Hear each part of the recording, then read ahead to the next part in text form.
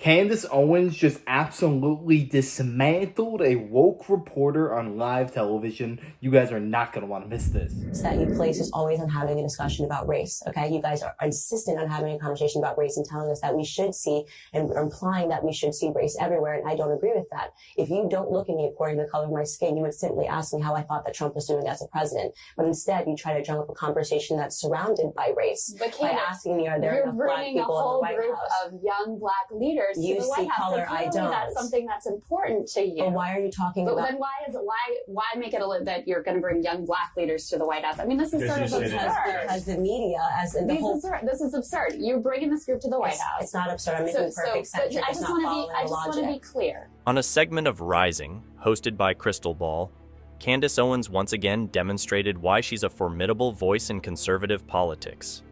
You know, it is an administration that has more white men than past administrations have had. Yeah, but that doesn't bother you. Don't think that diversity is important? No, not at all. I think that you have like the Black Caucus, for example, which didn't stand up and applaud when Trump announced that we had the lowest ever unemployment in the black community. That's concerning to me. The conversation quickly escalated into a debate that exposed the clear ideological divide between Owens and the liberal media. Let's get into this intense exchange, focusing on how Owens maintained her composure, delivered sharp rebuttals, and ultimately owned the conversation. Having them listen to speakers that they perhaps haven't heard before, Dr. Ben Carson, Larry Elder, people who are routinely mocked in our community. So this is the first ever opportunity to do that in D.C., and we're really excited that it's happening this weekend. Charlie, what are you hoping that the president gets out of these interactions? Well, I first want to take a step back and just give Candace Owens credit for changing the national conversation around these issues from a conservative kind of perspective. The interview started with a seemingly innocuous question about an event Owens and Charlie Kirk were promoting in Washington, D.C. The event aimed to bring young black conservatives together to discuss and promote conservative ideas. It's funny that you say that because I was able to meet with Dr. Ben Carson early on this year, and we spoke about that. Like, what are the differences? Why are people paying a little more attention now? And I think that, and to his credit, in the past, the conversation was almost so intellectual that it was hard for people to digest and process and to understand. And because the left had won the culture war, it was easy for them to mock them. Owens emphasized the significance of providing resources and opportunities for the black community to engage with different perspectives, particularly those that challenge the mainstream liberal narrative.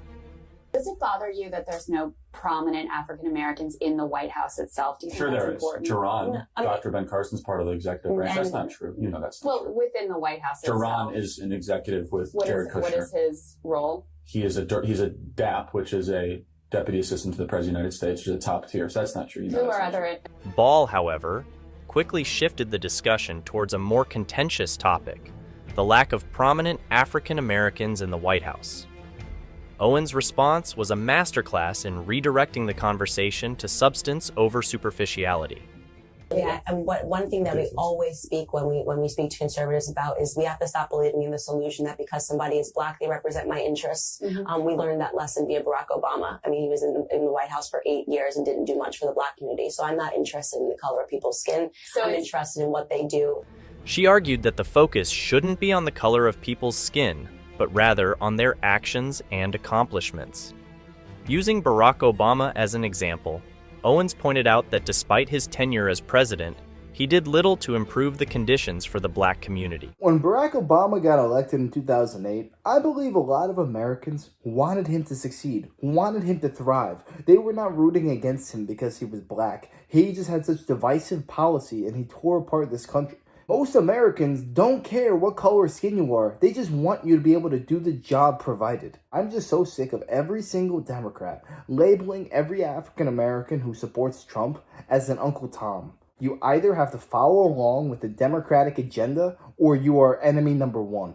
That's an illusion that the left has sold, that somehow because somebody matches my skin color, because somebody matches my gender, they have my best interests at heart, and that is completely fallacious. I have to ask about Kanye. You two have been seen, photographed with, spend time with Kanye. I got a tremendous, we have to speak about it on the show, got a tremendous amount of attention from the media from a recent meeting in the Oval Office. This powerful statement set the tone for the rest of the interview, highlighting Owens' belief that policies and results matter more than identity politics. As Ball continued to press on issues of diversity, Owens remained unflappable. She dissected the liberal obsession with race, calling it an illusion that the left has sold to the black community. It was Kanye West that's been the battering ram against political correctness. And I knew that someone with his personality wasn't going to be able to exist comfortably on the left anymore, because we are now being told what to think, how we have to think, who we have to love, who we have to hate. And that's not comfortable for anybody that's an artist. And their stranglehold on culture is really what Kanye is sort of taking a stab at. Now, I want to be clear, based off of my conversations with him, he's not a Republican, and I think that that's an important thing to distinguish and to make clear distinction to make. Owens argued that liberals often assume that people who share their race or gender automatically have their best interests at heart, which is not always the case. This critique of identity politics resonated with many viewers who feel that such superficial markers are often used to manipulate rather than empower.